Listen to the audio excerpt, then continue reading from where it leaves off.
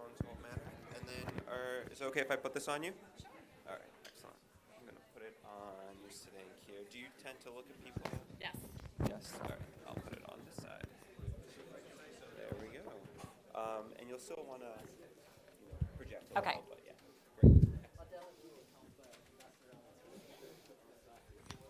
Great. Yeah. Yeah, I know. Light is green. I know how to do that. Straight over here, Chuck. And then is it okay if I put this on for you? To turn it on, you just You'll still want to make sure you project. And just so you know, the mic is on right now. So. Thank you. Thanks for coming. Hi there. Hi. You must be Liz Hume. Hi. I'm Chuck, as you probably know. You probably remember these things better than I. How have you been? Any pocket I'm that good. you'd like? You doing okay? Yeah. All right, how's things at American? Very good. The mic is on. We have a president who's doing a good job. Oh, We have some dean candidates who will probably be good. I work a lot with Barat. You'll still want to project? Good. And Yeah. how's that? Thank you so much. Well, he's great, and I think the M&E piece of it is so key. Just the work that he does. So You may want to take off. Work a lot with Graff. you have a good faculty. You can put this in any pocket you'd like. The microphone's on, just so you know. And can I put this on you? And you'll still want to project a little bit? Thank you. And what are you working on these days? Can I see the microphone? You want to check it? Make sure it's on. Let's see if it works. Yeah. It's all good. So I'm just going to put this. Oh, but the mics are on. Yeah. Yep. Yes, but Make sure you project. those are the best kinds of conversations. Inquire about whether, Excellent. Thank you. to my knowledge, there hasn't been any U.S. contributions, significant U.S. contributions. And would you commend that or change it if you could? Well, I think the sun needs the way it's all been. Paula has. And the architect, I think it is a little bit more with more now. He's going to surprise us. You're fifth, but then we're mixing it up. Nice. You get to go Yes. last. No, it's just no. You start and then turn it over to me. Oh, there's Bob. But we like that. You two jump in with additional. What's not to like? What's the? No one is against innovation. It's like being pro-crime or anti-education. Yeah, it's But it's a critical, I think, funding. The report. Well, ladies and gentlemen, welcome. Good morning. A very good morning to all of you. My name is Brian Finlay. I'm the president and CEO here at the Stimson Center. It's a pleasure to see so many of you joining us for what I hope will be and we plan to have a very interesting discussion that is looking at strategies to reduce violence in fragile and conflict affected states. Unfortunately, it is a business that is only growing today.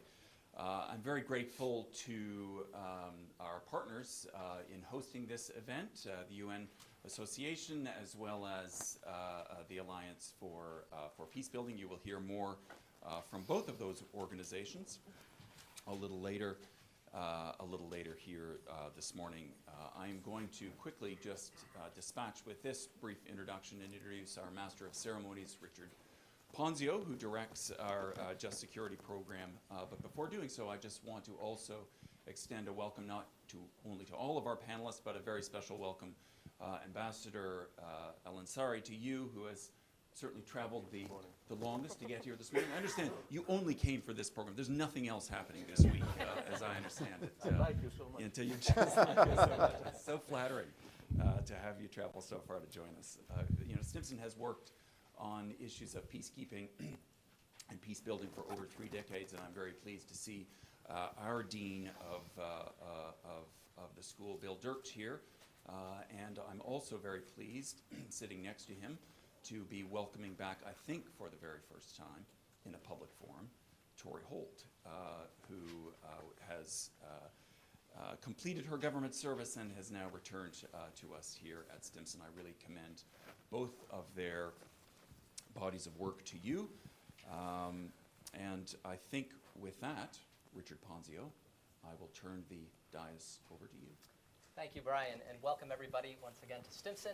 And on behalf of, as well as of our partners, the Alliance for Peacebuilding and the UNA-NCA, we're delighted to have you all here. And before I introduce our wonderful panelists to share their perspectives, their research and insights on the topic of sustaining peace and peace building, I have the good fortune to introduce our colleague and friend, Paula Boland, who is the executive director of this local chapter here in Washington, D.C. of the United Nations Association. Welcome. Thank you, Richard, and good morning, everyone.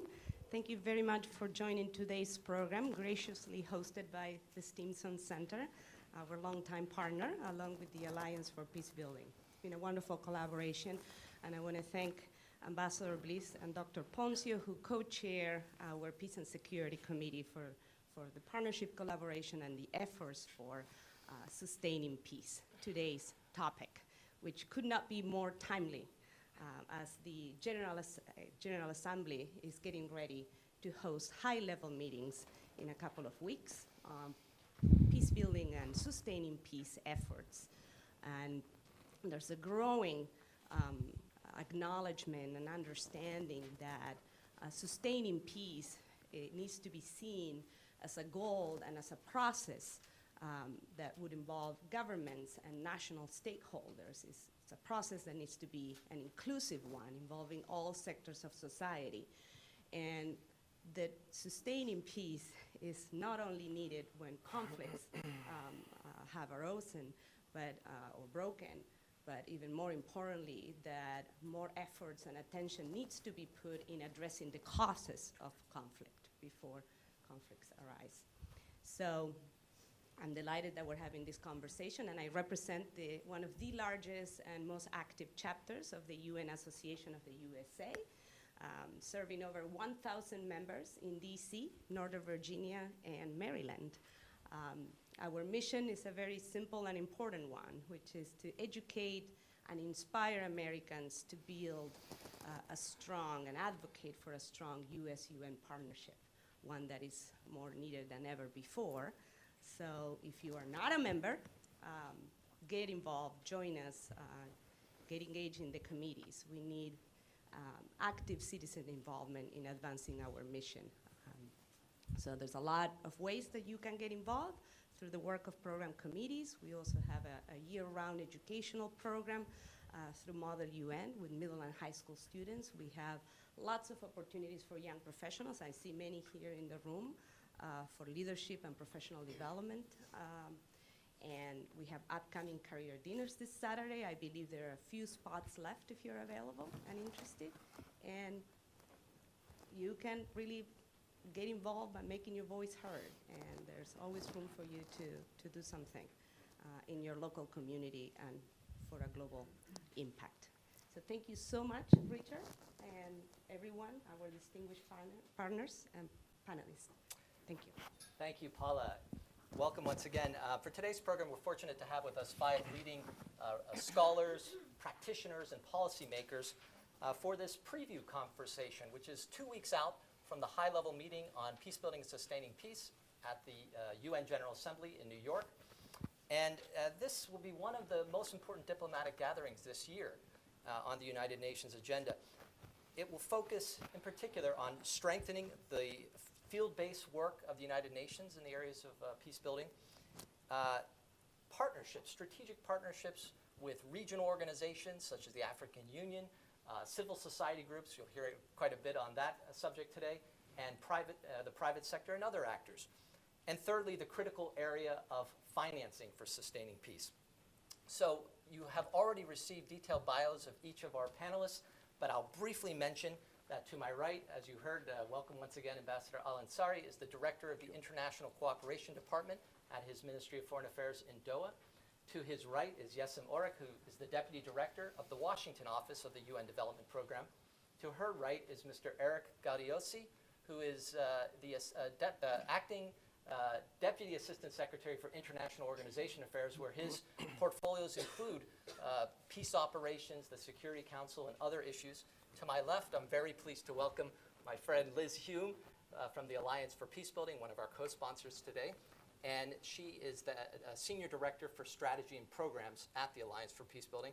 And finally, Chuck Hall, somebody who's quite familiar with this audience, is a professor at American University focusing on issues of international peace and conflict resolution. So as you can hear from their titles and affiliations, we have a very peaceful group around us today.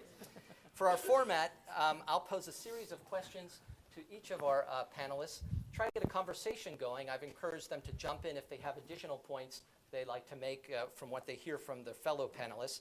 And then we'll certainly have time to hear from everyone in this group today. Start thinking about your questions that you may wish to pose to our panelists. So let's begin with Ambassador Al-Ansari. And before we go into any specific recommendations and proposals for the high-level meeting later this month, including some of the really interesting ideas that came out of a meeting held in Doha earlier this year, a regional dialogue on sustaining peace that your government hosted, it would be helpful if we could take a step back first. I know this audience will be particularly interested given the issues in the news just this last week, and just hear your thoughts and perspectives about some of the key conflicts in your region, the greater Middle East.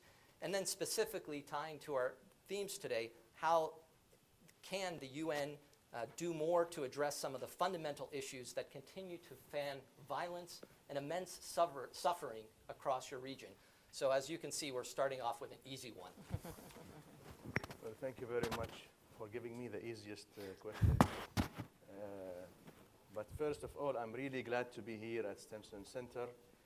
It's been more than 2 years we've been cooperating with the center in order to achieve this idea of having series of meetings on sustainable peace and peacemaking, and I'm so glad that I see this idea became a reality. And of course, you know that in Qatar we hosted the meeting on sustainable peace and peacemaking in January, and also it culminates into other series of meetings, including the high-level meeting that will take place on the 24 and 25 of April this month in the General Assembly. But taking a look at the region, of course, if you compare it with 20 years ago, it's not in a good shape. If we talk about the United Nations mechanism in peacemaking, we can see that the UN has the Security Council. It established the Peacebuilding Commission in 2005. It also established the UN strategy on counterterrorism with its very famous 4 pillars. It has the CTITF group that is also addressing threat to international peace and security, the Uniting for Peace mechanism, the good offices of the Secretary General, which we also support along with the other mechanisms. And on the other side, the UN encouraged through Chapter 8 of the Charter so much the rule of regional arrangements and organizations to participate and complement the rule of the United Nations. In Chapter 6, we can see the rule of the UN and the UNSG and member states and mediation. But what went wrong? Why we have all these mechanisms and we can see conflicts in Libya, in Syria, and in Yemen, in the Middle East, the question of Palestine and other areas? Because I think member states did not use the mechanism very well. And in order to do this, I think prevention is key. First, we have to have the political will, and at the same time respect the international law, and also focus more on prevention. Prevention, and especially the part related to development. We all know the famous formula that we all use in the UN, that peace and security, development, and the human rights are mutually reinforcing and interrelated. So if you don't focus on the welfare of people and prosperity, there will be violence and there will never be an educated generation. If you don't focus on health, also you will have people demanding their rights. And that's why in Qatar we focus so much even on our developmental policy, on SDG 4, education, on SDG 5, on health, on SDG 11 and 16, on building resilient cities, peaceful and inclusive societies. And this will never happen without education and human rights. If you focus a lot on education, this is our policy, you will have generations after 10 years and 20 years who believe in the culture of peace. Look at Syria, for example. After 8 years, there is a generation who lost education for 8 years. What will happen if this violence continue? In Yemen is the same thing, in Libya and in other places. And therefore, it is important to focus a lot on prevention and use well the mechanisms of the United Nations.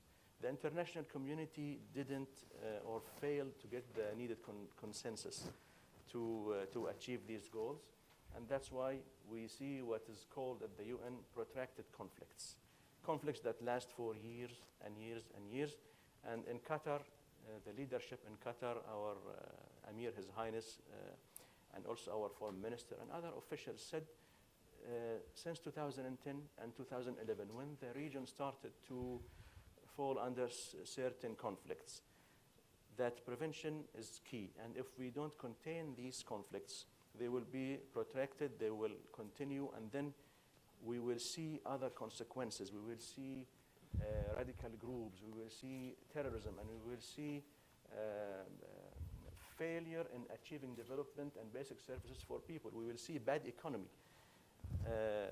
So in a nutshell, it's the responsibility of member states, the international community. It's not the responsibility of one regional organization or one country. If you look at the, for example, the MENA region. If you look at the MENA region, of course, you would ask yourself, what did the League of Arab States do? But in the same time, there were other agencies and other bodies like the UN Security Council, the EU, and other organizations and regional arrangements. The GCC, for example. We need this kind of coordination and mechanism and political will in order to avoid going in meetings and failing. And then you see the international community, people are looking at TVs, and media people are waiting outside the rooms and looking at the leaders, looking at the policy makers, and wondering if they could achieve something. It's about decisions, and those decisions are critical because they will protect lives. But this doesn't mean that we fail and we become pessimistic. No, we should be also optimistic and focus on the solution, not only thinking about the problem. And the solution is cooperation between the member states and revitalizing the role of the Security Council and the General Assembly, and that the UN support more the regional arrangements and the regional organizations according to Chapter 8. Member states should step in and focus on mediation in accordance with Chapter 6 of the United Nations, and spend more on the preventive aspect, spend on more resources on education and health and basic services, support these agendas, and then you will see that you will not be in need to go more to the other side of the story to impose peace, which is force. Of course, force sometimes is needed, and it's legitimate under the UN Charter, but in the same time, the other sectors are much easier and cost-effective.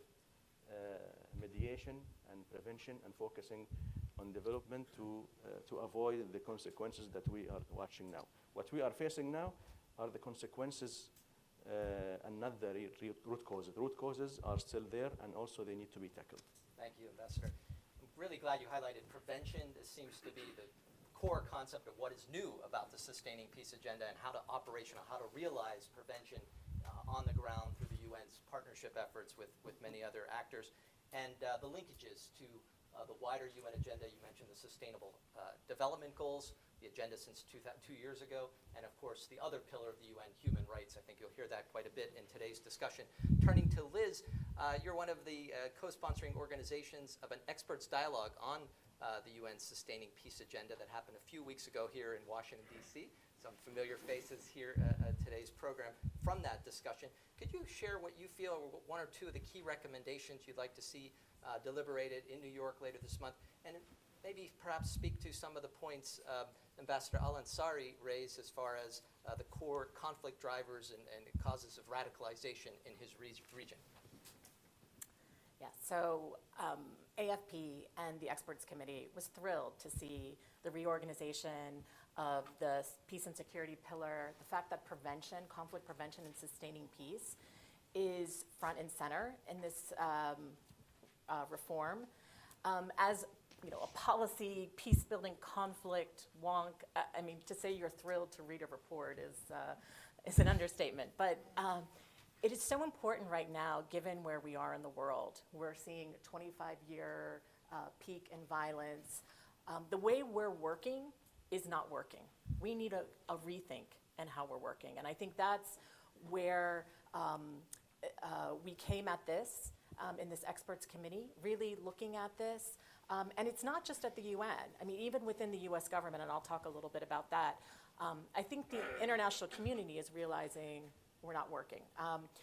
We're not working well. And I think the UN Secretary General at the end of the year statement said we need a red alert for the world. So it's serious. So this couldn't be more timely and more important to the way we work. The fact that you're looking at conflict prevention and sustaining peace and saying this is going to be an organizing principle. And we're going to give the ability for people on the ground through a newly empowered resident coordinator to be able to look at the problem through a systems lens, through an adaptive management lens, holistically, be able to move resources. This seems kind of obvious, but in the work that we're doing, this is really critical and key. So I think that is something that we would love to see debated more and operationalized. Because what we don't want to see happen is just a rearranging of the deck chairs, another reporting requirement that people have to check off. We've all been there and worked, and we know how that is. So that, I think, is really the key piece that we would like to see really fleshed out. How is that going to look? How is that going to be operationalized? And just to compare it to the work we've been doing here within the US government, we have the Global Fragility and Violence Reduction Act that has been introduced into Congress on the House side. We have co-sponsors of Republican and Democrat representatives. And again, we're looking at it around the same way. How do we take a look at a country or a region, and how are we organizing our work differently? So it's not siloed, that you have this ability to look at it through this adaptive lens, holistically, and that you're able to use resources and move them around. Because as we all know, conflict is not static. It's complex, and it's adapting. So I think that was the first recommendation that we had, really looking at this newly empowered resident coordinator and how they would be able to work differently on the ground with resources and being able to move them around. I'd like to also mention something else. You know, there was a lot of recommendations, and we can continue. You know, I'm sure everybody will be mentioning some of them around financing. Really is around measurement. Because one of the things that we need the UN, our donors, even the US government, is to say, hold us accountable and hold yourselves accountable to say, how do we measure reduction in violence? How do we measure that we've prevented violence? And it's not enough just to say, well, you know, it's complicated and it's a special field. We can do better. We haven't done well in this, and we need to do better.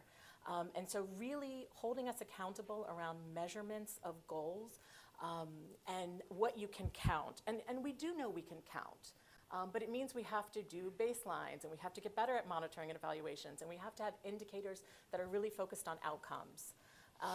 And so I think that was a really key recommendation that came out, that is missing in the report that I think needs to be much more deliberated. So I'll stop there. Great, and I promise to come back to metrics and a follow-up question.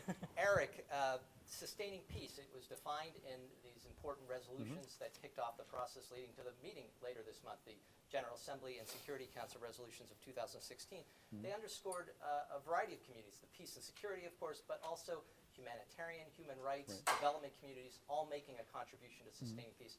Let's hear about the U.S. government's perspective on this important concept of sustaining peace, but specifically the Secretary General's reforms, the internal reforms that are going on, some of the ideas in his big report on sustaining peace heading into this meeting, and then what you view as a chief metric for measuring success at the conference later this month. Right, happy to. Thank you very much, and thank you all, ladies and gentlemen, for being here this morning. I've served throughout my career after conflict in Bosnia, before conflict in Kosovo, and during conflict in Libya, and I very much agree, Your Excellency, with your observation about the historical context. There is a historical continuum. There is also the infamous continuum of violence there, and we have been approaching the horizon of UN reform for some time now. This is an evergreen issue, but I think we give enormous and appropriate credit to the Secretary General for bringing us within contact with that. So we credit his ambition, and we want to make sure that his reform plans are achievable. We believe they are appropriate in that they address the fundamental pillars of UN presence overseas. Certainly the virtuous circle of development, peace, and security is something that gets appropriate attention there, to include the human rights aspect of things. And I'm very taken, ma'am, by your remarks about how we measure and how equally we hold accountable, because I think there is progress being made not only through a top-down process, which is itself, I think, an integral part. I think the Secretary General has set, in many ways, he's sent a political message, he's sent the intellectual tone, but I also think there is progress being made as we speak in the field through missions which are working very hard under extremely arduous circumstances. I think the key of any process is how we capture that, how we recognize the successes that are being made. In particular, I might note there successful transitions of UN presences in Haiti, in Liberia, in Cote d'Ivoire. So I think there is a degree of momentum there. I think we need to examine that very, very closely. I think from our perspective, a point I always try to make, lest there be any misapprehension, is that our goal is a better United Nations. That is not synonymous with a smaller or a cheaper United Nations, but I think a rigorous and a credible and an objective and a fact-based approach, an approach that measures performance, that demands accountability at all levels, most particularly at the leadership level, is one which is going to enable us and all member states to make very informed decisions about how we make investments. And I think the broad outlines of the Secretary General's reform agenda are entirely appropriate. To some extent, there are elements of reorganization, but fundamentally, I do think this is a reform. Much of it is cultural. This may be the hardest reform of all, but I think he is prepared to change the way the United Nations does business. There is a great deal of business for the United Nations to do, and I cannot immediately think of a problem about which the United Nations does not find the UN to be a part. And that's also very significant. And again, I credit the Secretary General for recognizing that one of the areas where there is need for focus is the complementarity of efforts of the international community writ large. Much as we have said there are problems the United States cannot solve on its own, there are problems the United Nations cannot solve of its own as well. And it will need to work with regional actors, regional and sub-regional organizations, international financial institutions. The recognition of that is extremely important, and making it happen is something to which we are extremely committed.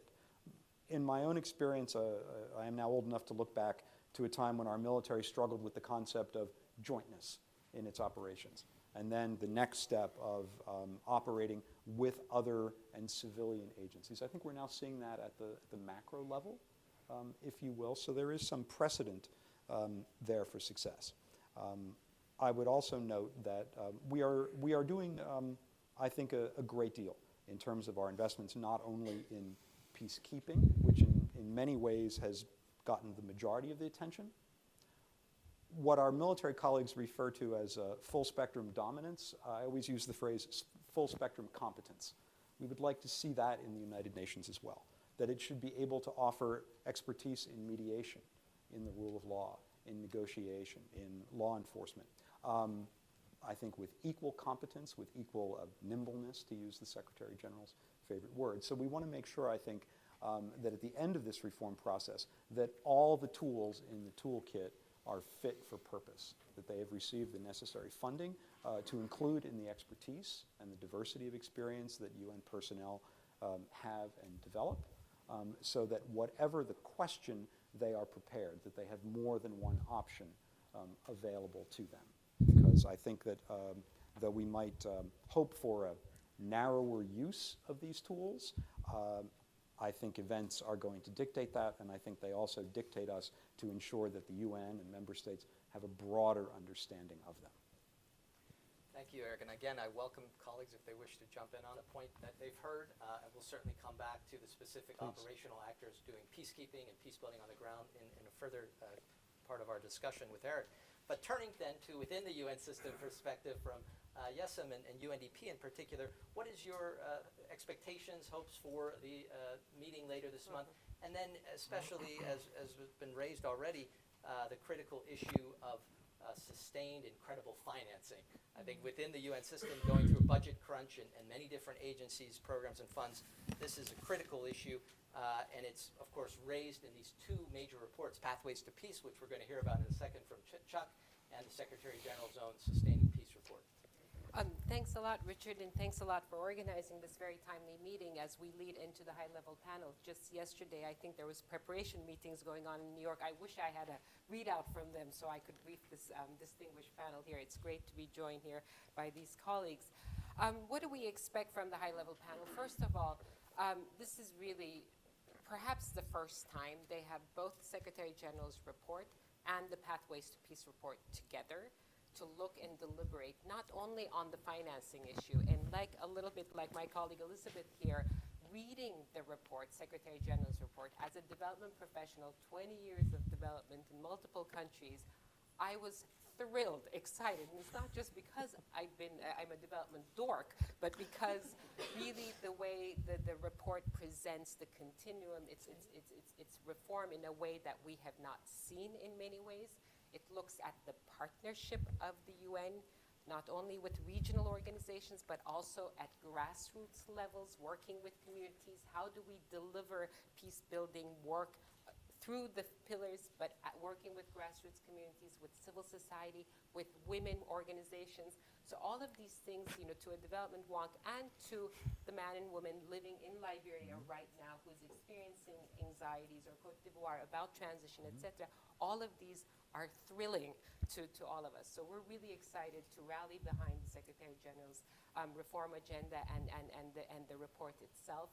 At the end of the month, we're looking forward to participating extensively in the meeting, and as has been noted before, UNDP has been very much involved in preparing this. It speaks to a different view of the new Secretary General at looking at the continuum, that the development system has been brought in very closely to discuss and to prepare the Secretary General's report and the concept notes leading into the high-level meeting. Having said this, UNDP participates in these on behalf of the United Nations Development Program, which I represent, participates in these meetings on behalf of the UN Development Group. So it's not just us. And you mentioned the role of the resident coordinator, et cetera. So this is not only UNDP, it's some 20, 30 agencies that we have. Yes, we do have many of them, I do acknowledge, but in the development group. So together, we really look forward to the high-level panel to discuss and table these issues. How is the peacekeeping, how is the peace-building architecture going to evolve? How will the Peacebuilding Fund evolve? How will we be able to work collaboratively together? How will we reform our system so that we work more effectively with grassroots organizations, with women, with youth groups, etc.? And for the first time, the meeting will actually have the World Bank report, the World Bank UN joint report that we put together. And if nothing else, the fact that it's joint is a huge deal, Pathways to Peace report. And I don't want to preempt it, but we're so proud of our engagement in that report too. But the member states will be able to look at, member states and members of the international community will be able to look at both the Secretary General's and sort of the major arguments made in Pathways to Peace. We know certain things now, what works to prevent. We actually have very clear frameworks of what type of development work actually helps prevent conflict.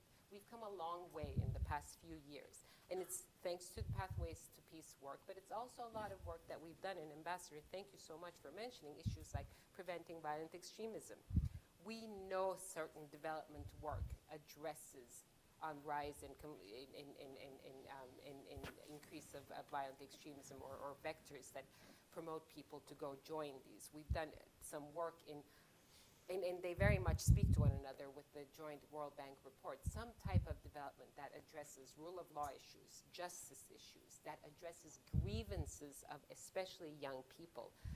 71% of recruits into violent extremist groups whom we interviewed in the context of another analysis all mentioned government actions that actually prompted them to join reports. So we know the type of development work that we could do. We should be doing more with governments to help prevent conflict. And I think this is a great opportunity now for member states to sit down and work with us, work with all of us and work together to figure out how they're going to fund this, how they're going to support this. And the funding challenges are not unreal. They're there. They're serious funding challenges. The Secretary General's report has a whole chapter on ODA flows to conflict-affected countries and the decrease of ODA.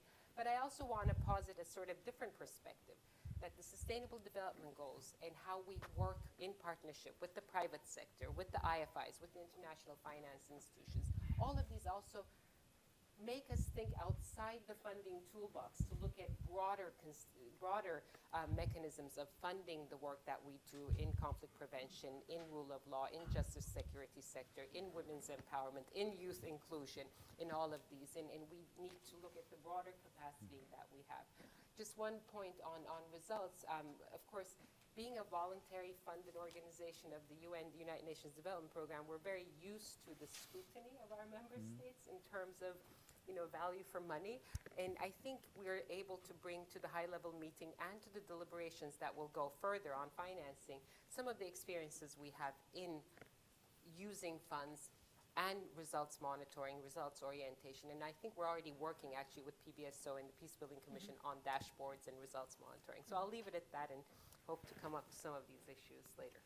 Can I just Thank you. Yes, we have. So I just wanted to say I totally agree, and I think you mentioned this too in terms of the frameworks. We have gotten so good on frameworks. We have the analysis down, grievances, resiliencies, positive, negative, triggers, trends. We know all of that. And we now know, we have our theories of change. We understand, especially on violent extremism, marginalization, alienation, governance issues, abuse by security forces. It's not jobs. Going back to the early 2000s, we were just throwing money at jobs. We now know what it is. And we have a better understanding of programming, but it really comes down to organization and how we're able to move resources and adapt. And that's what's so exciting about this report, if this is able to be operationalized, because that's, I really feel, is the missing link. Thank you. Yes, and nicely set up for the question for Chuck. As many of you know, in the bio, Chuck was a leading advisor to the Pathways for Peace report from the World Bank, and the UN just released the larger version at the Fragility Forum a month ago here in Washington at the World Bank. And we'd love to hear how you see the ideas in the Pathways report, conflict prevention as a key critical concept within the wider sustaining peace agenda, and specifically a point that Yesem was referring to, the contribution of the development community, longer term, what are often called structural and systemic approaches as highlighted in the Pathways report, versus shorter term operational actions. Where do you see different actors, governments, non-governmental, being best equipped to contribute to longer term and these short term actions that are advocated for in the report? Great. Thanks, Richard, for having me here. It's an honor to be here. I think, so I share some of the, I think there's a lot to be excited about some of the changes that have been happening. And I'll start, I think there's a lot of concerns also of the realities of the world that contradict those, and so I want to comment on that. But let me start with the prevention. I think one of the exciting things is this focus on prevention. And I think, certainly the report and the Secretary General have drawn attention to the importance of conflict prevention. Of course, that's driven by a concern that a lot of the things we're doing aren't working. We're spending more and more money on peacekeeping, and we're having a lot of cases of our most heavily invested and most troop deployed peacekeeping operations are not succeeding. We're spending more and more on humanitarian assistance to deal with the problems of conflict and violence around the world. I mean, the Middle East has been transformed into the center of violence in the world in the last 15 years in a way that the international community and multilateralism have not been able to handle. That's part of the motive behind the World Bank wanting to do this report. And so I think it's it's sort of the necessity that's brought this focus on prevention. And I think what's exciting about the focus on prevention is that it does really say things that have maybe already been said, but when they're said by the bank, then the bank listens. And when they're said by the UN, then the UN listens. And so I think it's one of the good things about this joint report. And I think the focus on, I think if 10 years from now people will look back at this report and say, here, one of the most important substantive things about the report in terms of its research and its findings is the finding that really horizontal inequalities and exclusionary behavior is a driving factor in violent conflict in the world. And that's important for World Bank managers and country managers and it legitimates their ability to have conversations with governments that say, okay, we really need to talk about inclusion now. It's in the SDGs also, of course, but we have to talk about inclusion and what that means in a way that I think the bank was reluctant to do, certainly in the Middle East over the last 20, 30, 40 years, right? And I think that's a real contribution in terms of of helping create a little more space for development actors to take up the violence and violence prevention has a routine part of what they do, a universal prevention approach, which I think is one of the things that I hope gets more attention from the report. It also highlights other things. I'll talk about the report real briefly. A couple of more things that I think are important. One of them is this talks about these areas of contestation like land, justice, and security. These are things that seem kind of familiar to everybody in this room, but it's really helpful to highlight them and really say, no, really you have to focus on land in these cases of polarization and ethnic exclusion and violent conflict for development actors who are reluctant to take up these issues, but it gives some pointers about how to do that.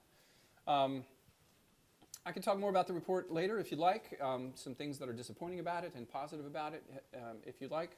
But let me just say I think there's a number of things that are exciting about this sort of moment and the reform and the sustaining peace agenda. And one of them is I think the sustaining peace concept is a useful one. It's, I think the real contribution, I think there's a lot of concern, confusion about why this is important or new. And I think what's important about the sustaining peace concept is it gives something that allows the UN system at least to have an overarching umbrella that doesn't become siloed, because the concepts from the Agenda for Peace in 1992 of prevention, which is associated with the Department of Political Affairs, along with mediation/peacemaking, are associated with particular institutions. Peacekeeping with DPKO, and post-conflict peacebuilding with now the new peacebuilding architecture. The sustaining peace, I think the motive behind the advisory group of experts putting this out there was to try to get an overarching concept that the entire UN system, including the funds, programs, and agencies can get behind. And what I do hope it does is actually encourages both academia and practitioners and NGOs to think about measuring peace, which a lot of NGOs in this room are already doing and trying to do. Measuring peace has more than just the absence of conflict, and indicators of peace that go beyond just the absence of conflict and violence. That in itself is an achievement for the development community, but it would be a real contribution going forward in 20 and 30 years on that front. With the emphasis on inclusive approaches to prevention, it's in the title of the report, and with Liz sitting next to you, it's an intergovernmental report with the World Bank and the UN behind it, but does it pay lip service or get into the real contributions and put forward ideas that governments can back and support? community-based organizations, international NGOs on the prevention agenda? Yeah, so the next thing I was going to say is a couple more exciting things about the report and other things is this real emphasis on a broader stakeholders coming into the conversation and into processes everywhere. And we see that in the SG's report. We see that in a lot of the reviews that have happened. We see that certainly in the Pathways for Peace, which is an emphasis on civil society and inclusive dialogues and processes.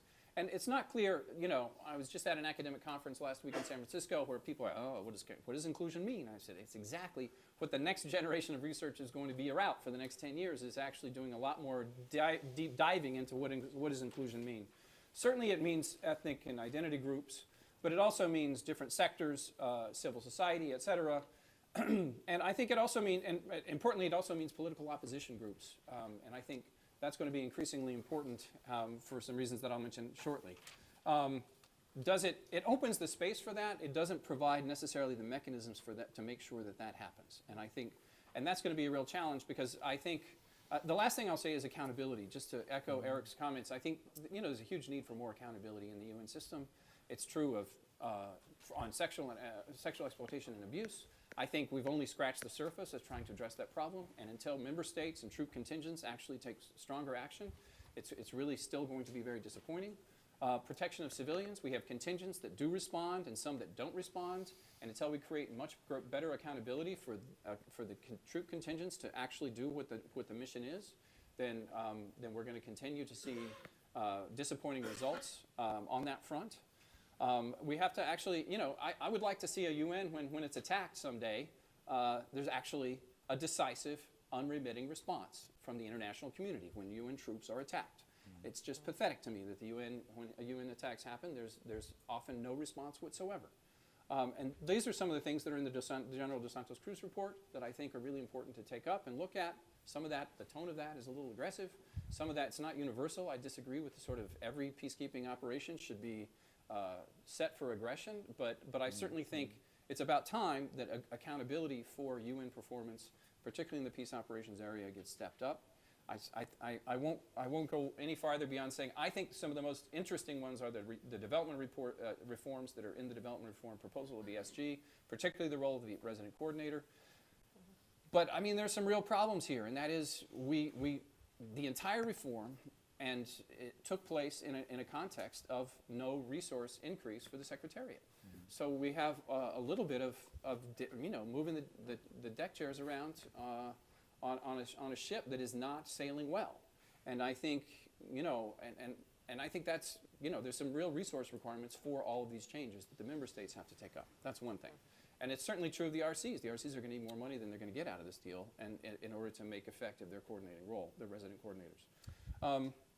And the other thing is we have in a role, I mean, I just want to put us real briefly in the world context. We have a world where great powers are now at conflict with one another. And in some ways, I think we'll be lucky if we can maintain the multilateral system as it is for the next 4 or 8 years.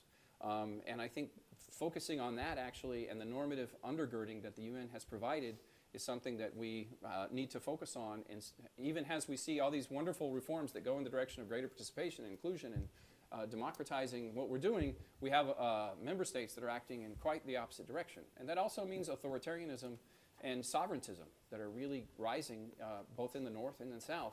And those are real obstacles to broader inclusive approaches of political opposition and civil society where people are passing laws that criminalize this. And so I think you know, those things, these are trends that are going in opposite directions. All these things we're celebrating run right in the face of global trends. And I think it's going to take a lot of strategizing, a lot of organizing, particularly transnational civil society, in order to survive these challenges in the next several years. You can see we have a wealth of knowledge in each of our panelists. To make sure we have time for discussion, I'm going to encourage in this next round relatively brief responses. But turning to specific proposals from the UN member states, Ambassador Al-Ansari again, at the recent Doha Regional Dialogue on Sustaining Peace that was mentioned earlier, your government called for a global conference on preventive diplomacy. And how do you see this getting behind what Secretary General Guterres is known for, a surge in diplomacy for peace, and any other recommendations coming out of the Doha meeting that you might wish to share? Well, let's talk about complementarity. The UN cannot do it alone because the regional arrangements, they have a role, and member states, especially those who are involved heavily in the peacemaking agenda, including Qatar, we are honoring our commitment. We said before that we are going to support this process, and we did, also along with you and other partners. And we indeed hosted a conference in Doha, and it's going to send important messages to the conference that will be in New York on the 24th and 25th of April. And I think this process shouldn't stop also in New York. It should continue, and we should build on our achievements. We should encourage more mediation and more using of Chapter 8 and more using of soft power, because this is preventive and important. It is very difficult to achieve peace and then protect it. And that's why the United Nations created the Peacebuilding Commission and gave different mandates to the peacekeeping operations. But these mandates and these arrangements will not work alone. And that's why you see the peacemaking agenda in the UN is expanding. It was the Security Council before, then we have the Peacebuilding Commission, and we have the responsibility to protect mechanism, and then the UN Global Counterterrorism Strategy 2005. All these came in under less than 20 years. And then also you have the CTITF, the group of addressing security issues between around 42 agencies at the UN system as a whole, including UNDP, Alliance of Civilizations. But I think dragging the attention to this agenda is important in innovative ways, and we should think out of the box. And responsible leadership is the key. Especially the superpowers in the UN, the P5, for example, they have moral and legal responsibility to support this agenda, because we need their political blessing and their political support and engagement. And in the same time, if we talk about certain regions, for example, we should take into account how to prioritize, to have priorities when it comes to regions in conflict. I think Middle East and North Africa is a priority because of what's happening, and my colleagues mentioned the deterioration that happened in the Middle East lately. The Horn of Africa is a very important also focus area that we should focus on. So we're going to meet on the 24th and 25th in New York, and I think in order for this process to continue and to succeed, we need a strong United Nations. We need a revitalized system and reformed system. The agenda of reform has taken place since, I think, 1992 or so. So what did we achieve when it comes to the reform and the delivery as one, and these issues we should ask ourselves. And in the same time, we should manage by objectives. We should aim at certain targets. If we take the 2030 development agenda of the United Nations, it's a good example. It sets a plan from now until 2030. What are member states doing about that?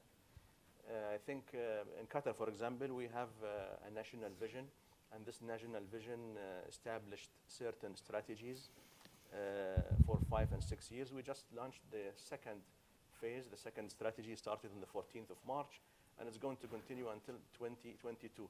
So it's not, there's no simple answer for your question, Richard.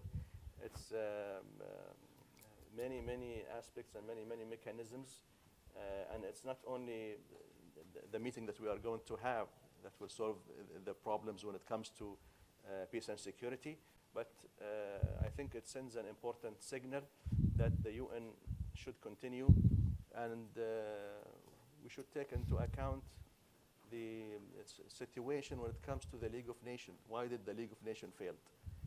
I don't want you to be pessimistic, but I have a research on that, that the UN should be really vigilant in protecting its existence during the second decade because of the many failures and many questions pertaining to peace and security.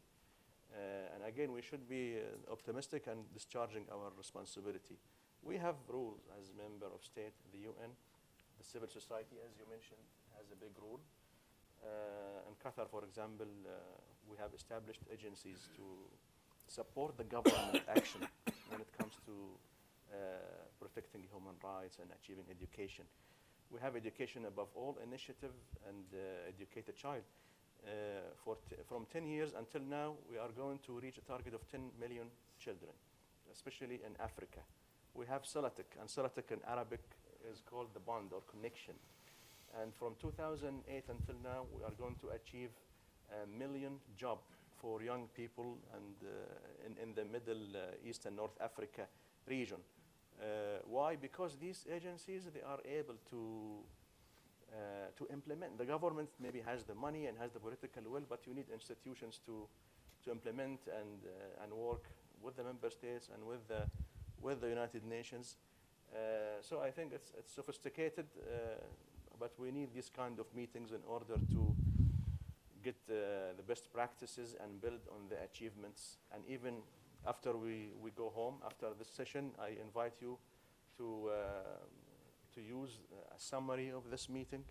Maybe it can feed in other meetings in New York or other regional meetings, because I think I heard very brilliant ideas from my colleagues that are worth considering. Great, thank you. And we certainly hope that the Global Conference on Preventive Diplomacy takes place perhaps in the coming year or so, and is a way to ensure that governments follow through on their commitments made later this month in New York. Going back, and at the risk of going into the weeds, Yasim, on some of the Secretary General's proposals, but these are really nuts and bolts issues of effective peace building, the planning tools, the assessments that are required to do effective planning, and then programming. There's been a lot of innovations that are highlighted in the Secretary General's report, the global focal point that deals with police, justice, and corrections that UNDP and DPKO are sponsors of. UNDP has been partnering with the Department of Political Affairs, I think, for 15 years now on peace and development advisors. How do you feel these important innovations can get a boost by member states later this month? Thanks a lot for mentioning that. Indeed, a lot of the development work that is trying to bridge the two pillars, as it were, of prevention and development has been very strongly highlighted in the report. But I want to add also to the two examples you raised, the whole issue of transition and transition planning. We were just talking a few minutes ago, UNDP has invested quite a bit also on investing in planning for transitions, mission transitions, drawdown situations especially, where we work a lot on capacity assessments. And I think it was Charles who mentioned, do we have the mechanisms to be able to deliver on the Secretary General's agenda? Well, do we have the capacities actually to be able to engage with political opposition, to engage? We're good at grassroots, working with NGOs and delivering certain assistance, et cetera. We're good at community level work, but not necessarily in engaging with certain elements in the society that themselves are potential spoilers and or actors who need to be involved in the peace, sustaining peace work going forward. So there's a lot of work that we've done in investing in terms of transitions. For instance, looking at making sure that the peace building plans that are part and parcel of the mission setting are speaking to and integrated into the UN Development Assistance Framework at the local level.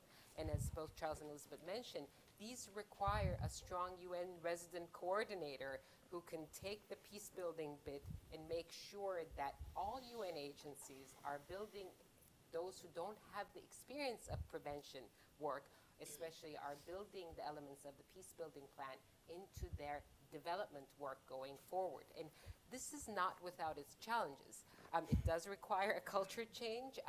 At UNDP, we have a little bit more experience in this, but it does also require a strong leadership resident coordinator system, who I think it was Elizabeth you mentioned, who draws the orientation of the UN system on the ground based on realities in the field, not just what the peace building architecture says should be done. So really working with the communities and the local priorities. So that transitions work has been very much supported by the government of Sweden, and we're really thankful for that. But some of the other work you mentioned, for instance, peace and development advisors, in non-mission settings especially, these have been in the past 10, 15 years, we've fielded up to 45, 50 peace and development advisors to work with the resident coordinators so that we can do conflict-sensitive programming in our standard development work. And a lot of that experience has informed, I think, some of the analysis that went into the Pathways for Peace work. Similarly, working with DPKO and the broader sort of rule of law community, the global focal point for arrangement has been part of our efforts to make sure that the rule of law institutions, the service we provide to rule of law institutions, mostly the police, brings together our comparative advantages of all different UN agencies, from UNODC to DPKO to UNDP as well, in that we look at institution building and systems of building the institutions. And a huge shout out, of course, to State Department, who is sitting right next to me, for supporting a lot of our work through INL on actually getting rule of law work in the countries and making sure that institutions are aligned to that. So there's a lot of good stuff that's happening, bringing different UN agencies together. Now, we hope the high-level panel will look at these because it's part of the report. And we do, of course, have expectations that this type of work becomes not only sort of an ad hoc UNDP, two agencies get together, but it becomes part of a system of how we respond. And that indeed funding going forward, we do have expectations that countries such as Liberia, Cote d'Ivoire, which were mentioned, are putting forward programs and proposals to the international community that demonstrate results, that demonstrate we have the capacity to implement them, and that will be favorably received by the donor community for funding. Thank you, Yasim. Speaking to the same Secretary General's report, do you feel it speaks sufficiently to this concern on many people's minds, the safeguarding of the independence of civil society groups, of course, the acknowledgement of its contribution to peace building, and then, working with traditional peace and security actors, peacekeepers in particular? Are we going to be able to scale up some of the innovations that have been tested in certain countries? And of course, please speak to the issue of measurement and metrics, since you raised it earlier. I'll start with the measurements. Just again to say, I feel like we really are on the tipping point where we're going to be able to start doing good measurements. Our theories of change, our indicators that are outcome-based, that we'll be able to look at it from the program level and then go up and say, okay, let's scale it up at an intervention level. What was the violence reduction? What was the sustaining peace? What was the conflict prevention that happened within this country? And just to say that, again, this is also going to have to be a systems approach. The donors are going to have to require it. They're going to have to require it of themselves. They're going to have to require it of the individuals that they're working with, the partners that they're working with. And so that, I think, we are just at that tipping point. And I hope in the next 10 years, that'll be the next place we're going to be. Because if we cannot prove that we are able to reduce violence and sustain peace, our field will never grow. We will not get the funding. I spend a lot of time up on the Hill, and we're talking with other governments. Prove to us that this works. Why are we spending all this money? And I think that really is the key. And unfortunately, in the U.S. government's FY18 budget, I mean, where was it cut? Where have we seen some of the cuts? Really, the proposed cuts targeting the foreign assistance and the UN peacekeeping operations, and that's, so that's on us to do better around the measurement. So I know that gets down in the weeds, but that, I think, is another key piece of all of this. With regard to civil society, the language is all there. It's in the report. It's all there. Civil society, women, looking at the 20th anniversary of 1325, youth groups, not seeing them as this youth bulge problem. It's looking at them as part of the solution. But again, the details are where it's going to happen. And where civil society struggles on the ground is in funding, capacity building. So there's also got to be a hybrid method. I mean, even the Peacebuilding Support Fund that is aimed more at local groups is still such a high bar. So who are you working with? You're working with your usual suspects, the people that you know. So there still has to be a hybrid system there in terms of funding. And again, it's going to have to be coupled with capacity building. So I think that that's a big piece of it with civil society. So again, the language is all there. Again, happy that it's there. But again, it's in that operational, how does it happen? How do you make it work in the midst of this funding issue as well. And was there any other? Oh, the other one thing I wanted to say too is, again, going back to that organizing principle. You talked about it in terms of some of the other agencies are putting conflict and peace building into their policies or their guidance or indicators. In the report, I highlighted it. It's encouraged that they do this. It can't be encouraged. It has to be, they will do this, and it will be integrated. The World Food Program has put together. Context driven. Right, exactly. Not everywhere. Yes. It's yes. up to the country Totally. team. Yes, but that, if it's deemed necessary, then the World Food Program has their policy and guidance on conflict. I think it's UNICEF put in some indicators, but it has to be the ability. If someone's off doing something else, they all have to be pulling in the same direction, and that's where I think we go back into the silos, and that could happen easily. Thank you. Eric, building on perhaps some of the points you've just heard, what do you see as some of the opportunities going forward beyond this high-level meeting later this month for implementing this concept of sustaining peace in UN operations, whether this, again, that we were talking earlier, now getting into the Blue Berets, the police, and of course civilian-led peace builders. Right.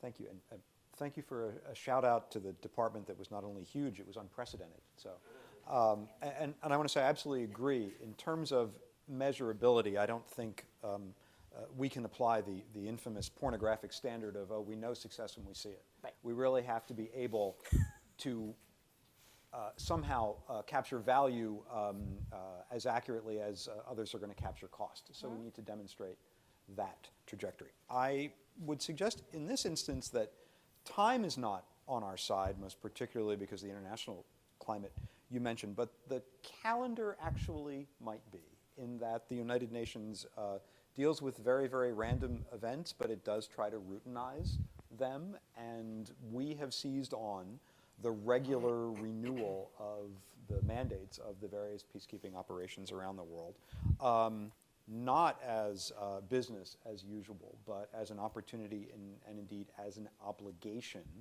to ensure that the Council is taking a very, very close look and giving very, very clear guidance. And we do those through our peacekeeping principles, foremost of which is to try to ensure that the missions work towards political solutions rather than towards their own perpetuation, that they be flexible, that they be prepared to revisit mandates to recognize new challenges or new opportunities. And then with respect to conduct-related issues, we want to make sure that those get appropriate attention. And while certainly the question of SCA remains with us and progress there has been at best incomplete, I do think it is a useful precedent that in many ways we have focused the attention of the international community on what is meant to be an exception. I think it does, however, guide the way towards working towards the rule being a broader culture of performance, so that we are not relying on chance, not relying on which country is able to offer what contingent, but rather that we have a reservoir of knowledge that we demand of states that they make contributions, first of all, that are bona fide, but also that troops and other experts are going to be deployed with all the tools they need, both material and intellectual, to address these challenges. One of the ways that we're committed to trying to do that is to build in standardized language regarding SEA, regarding performance, and to include examination that when we are looking at redistribution of numbers, that we are very attentive to any prospective attempt, for example, to cut human rights reporting or rule of law or things like that, that there are values there beyond mere numbers, and we don't want this to become merely a question of perpetual cuts, but rather one which assures the requisite flexibility there. We have already begun to do this, and importantly, I think we've demonstrated our flexibility to contemplate troop increases instead of merely driving consistently towards decreases. Some missions, I think a hard fact-based look demands that they stay at the same level in terms of numbers, but we always want to make sure that the quest towards enhanced capabilities is built into the process. Thank you, Eric. Can I jump? Yes, and Please. also if you can weave in your final question that I'm going to pose, and keep in mind we're going to start Q&A, so think about very brief questions that we'd love to hear from everybody. But could you also weave into your response the future research agenda, because the Pathways to Peace commissioned a vast amount of studies, including 17 country case studies that I understand you oversaw. What are some of the big research questions ahead? Great, great. I just wanted to respond. I think the scrutiny, the increased scrutiny that the Americans have brought in the last year has been actually a good thing in many ways. But I do think there's a gap that I think the Security Council and that the P5 have responsibility for a lot of that gap, and that is that the Security Council often will sort of hand things off, create a peacekeeping mission, and without taking its full responsibility for trying to seek a political settlement and play its role in that, in finding such a thing, and then the Secretariat and DPKO will carry on its work and assume that the Security Council is supposed to be actually taking care of the political settlement. And so there's a mutual abnegation of responsibility that I don't know what the answer is, but I think the Security Council needs to pay more attention to that and tend to it and be more active and interactive in trying to make sure that that process is happening in a more iterative and active way, I would say. So on the future research agenda, I think, I already mentioned, I think, the sort of digging down into what inclusion means and will be and how to measure it. I mean, the SDGs put a whole, if nothing else, the SDG 16 put a whole, opportunity/burden on every country in the world to start measuring inclusive political processes, and I think that's a great thing. And we need standardization to a certain extent, but also a little contextual dependence, and so that's going to be huge, I think, that trying to walk that line. One of the things that I found is as we did these case studies, is that we were looking for the interaction of interventions by development actors and diplomatic actors and security actors, and we tried to do case studies on that, and what I found is how little empirical qualitative case studies there are that actually look at that rich interaction, and so please, I think that's a huge lacuna right there. I think there's a lot of knowledge that we commissioned some paper, the bank commissioned 49 thematic papers as well, and one of the things that I think we found is that the bank, there's a lot of knowledge inside the bank about what the bank has done in trying different things and failing and succeeding, but not a lot of knowledge outside of it, and not a lot of independent analysis of that. And I think we need more of that, of the development actors' interventions around prevention and violence and post-conflict. And so, yeah, I think that I'll stop there and turn over to questions. So we do have a little bit of time. I'll take groups of 3. I encourage you to introduce yourselves. There's some microphones that will be going around, and to kindly keep comments, or especially questions, we welcome. Keep them very focused and brief. To my right, please, and introduce yourself too. Here's a microphone. Hello, my name is Ragad Al-Sadi, a principal and founder of Polar Lights Prime. It's a new business established in 2017. My question to our esteemed panel here, you have mentioned earlier at the very beginning the inclusiveness of also private sector, but I don't think we heard enough, especially incorporating or leveraging technologies for preventive measures and for conflict resolutions. Thank you. Thank you, Rada. And I'm going to encourage Yesem, among others, to follow up on that one. Let's keep it over on this side of the room. Please introduce yourself. Thank you. My name is Rachel Carrillo, and I have been with United Nations Association of Boulder County, Colorado, and I'm here in D.C. today. And my question is it's a follow-up, because you took the first part of my question, actually.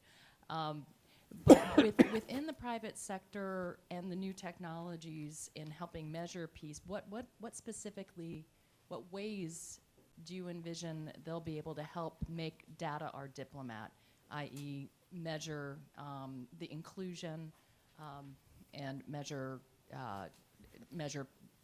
peace success?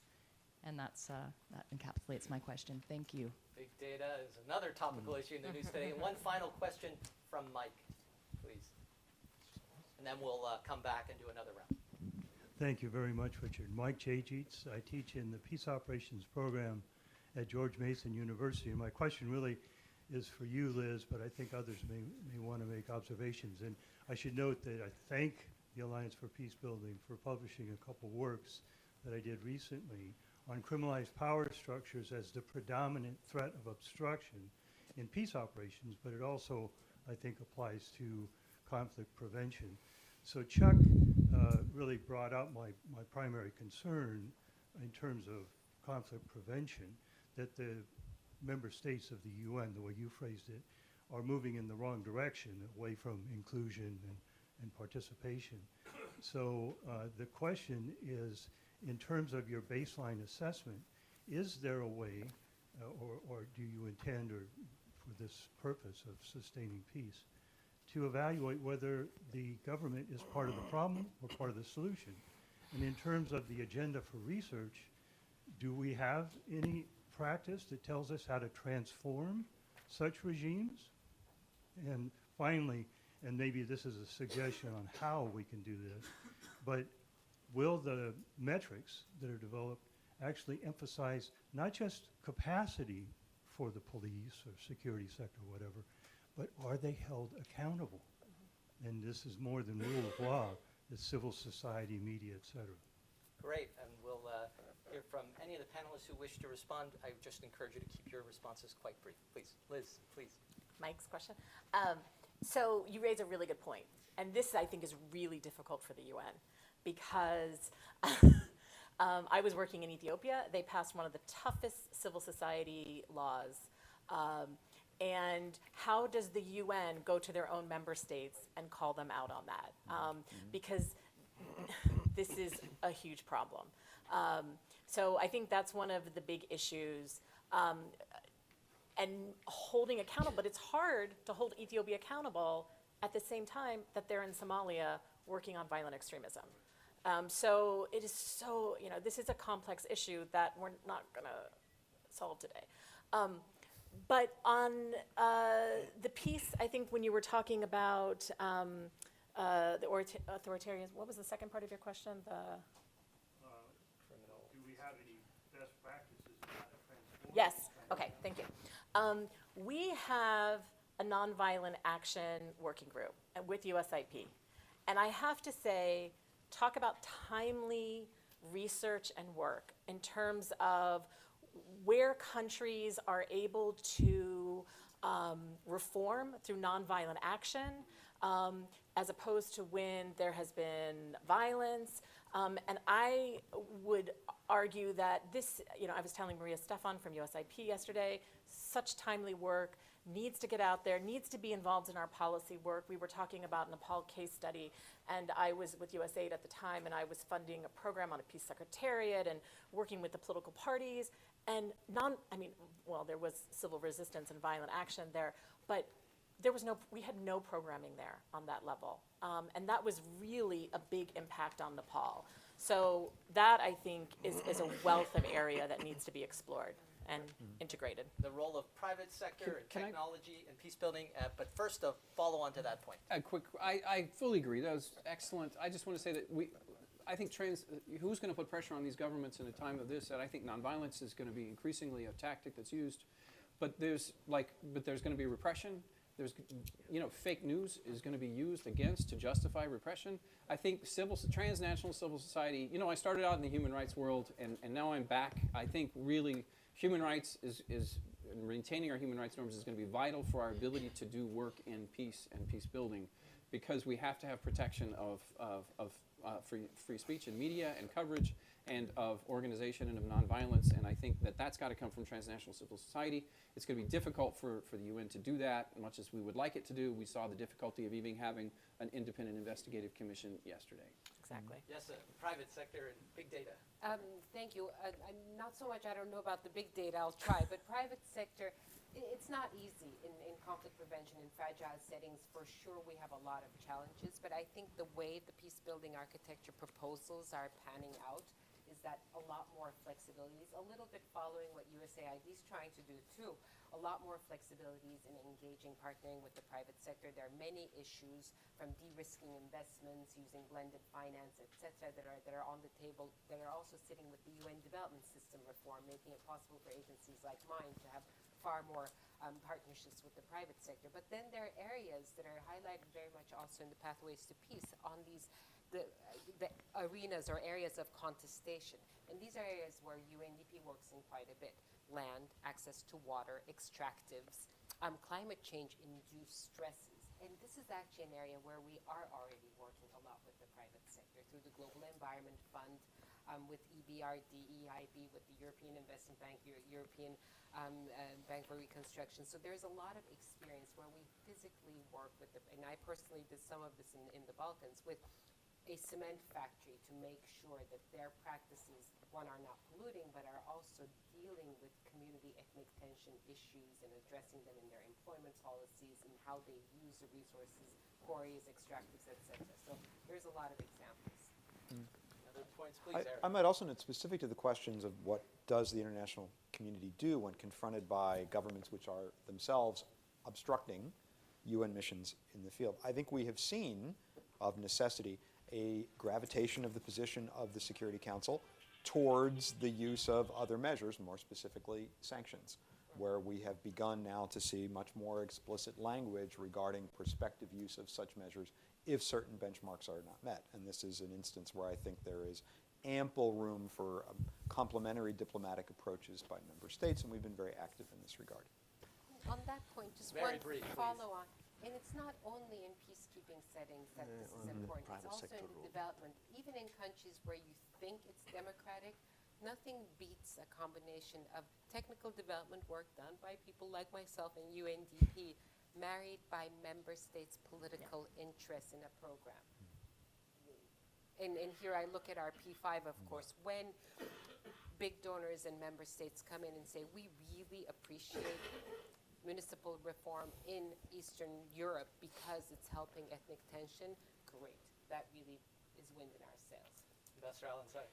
Yeah, I thank you for the issue of the private sector. I think the private sector role is very important when it comes to development in particular. But until now, the UN is not focusing enough, honestly, on the role of private sector when it comes to the UN agenda. You can see in every resolution of the UN to a modality resolution to conduct a meeting or something, there is emphasis on the participation of all the entities, but not really the private sector. Maybe it focuses more on the civil society aspect, and I think this needs awareness. But there are good examples that just started, and maybe they can be interesting for people who want to get more information and use these as success lessons. The UNDP office in Istanbul, it is a very unique regional office that focuses on the role of the private sector when it comes to development. And we, as Qatar, we are in touch with this office with a view to joining the board very soon. And it's a good initiative, good regional initiative that is focusing on the role of private sector when it comes to development. Yeah. The other issue is at national level, of course. In Qatar, for example, we have Qatar Development Bank. And Qatar Development Bank is supporting the private sector, especially the small businesses, to enable them achieve the international goals of 2030. And this is also another example. Maybe you can Google about this bank and see the website and get more information about it. And also the UNDP office in Istanbul that was established jointly with the government of Turkey. Given the limited amount of time, just three more quick questions on this side of the room. Please, the gentleman in the back, Gary.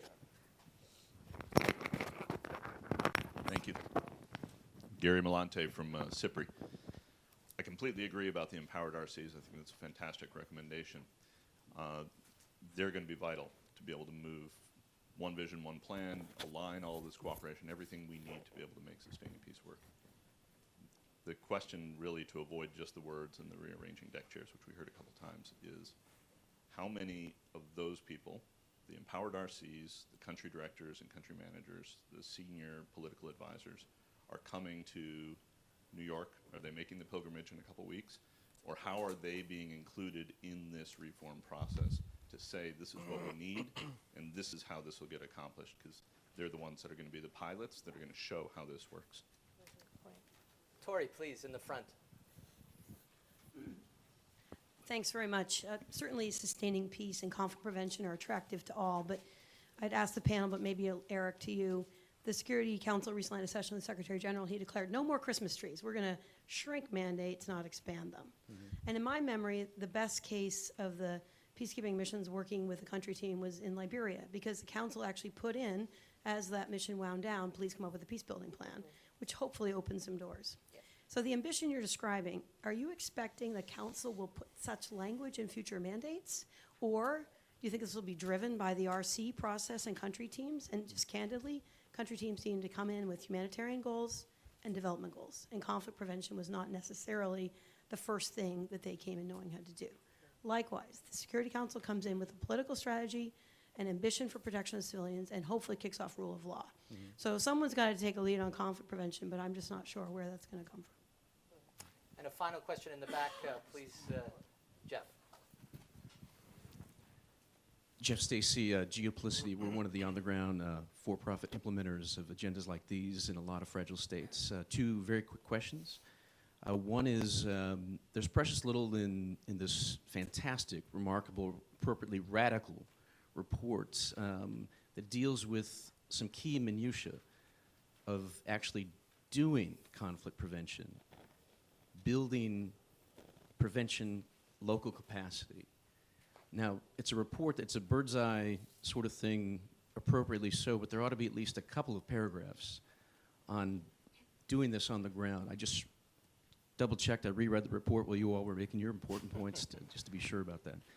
And the second question, Chuck mentioned the great powers. There's very little in here about what the Secretary General could do himself or herself, and not just with the Council, but with visiting capitals, talking to heads of state, presidents and prime ministers, putting them on the spot, also dealing with things behind the scenes. What role, cajoling some of the conflict creators at the highest levels could also be performed? Thank you. Since those are short questions, I have one last question I saw over on this side of the room, please. And then I encourage everybody to speak with our panelists after today's program. Good morning. My name is Rita Wenas. I'm with Search for Common Ground. They're a DM&E for Peace program.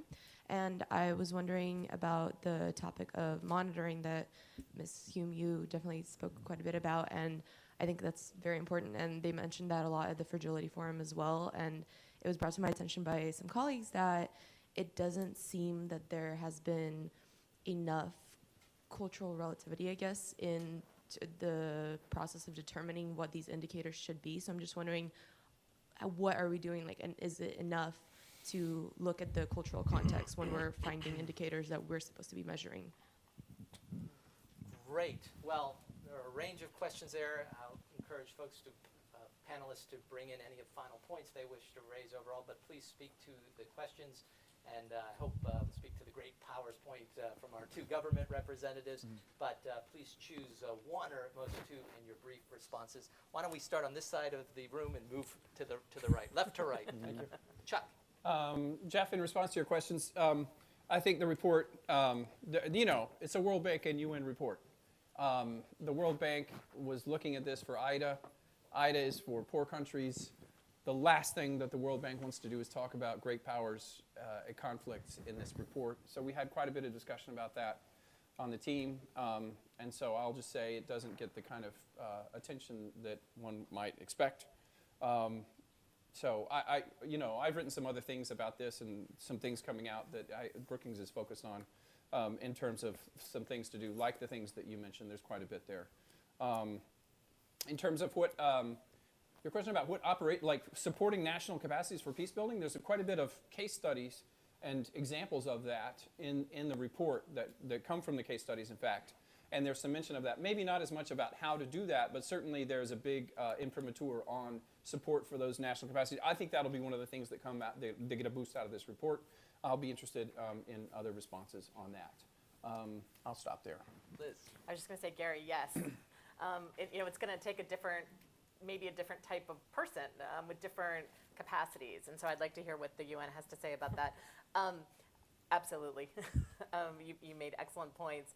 And going back to your point in terms of civil society, I couldn't agree more. But remember, this is a report, and I'm sure there was compromises and everything to go into it. But again, I'll just reiterate what I was talking about with civil society. They're on the ground. They are the ones with the most knowledge, historical knowledge. They're doing a lot of the work. There has to be an operational way to figure out how to work better and to increase the pie and not just working with the same folks. And that will have to come out in the details. Ambassador Al-Ansari. Yeah, just commenting on you meant the good offices of the Secretary General. There is a mechanism indeed in accordance with the Charter, and this mechanism is called the good offices of the SG.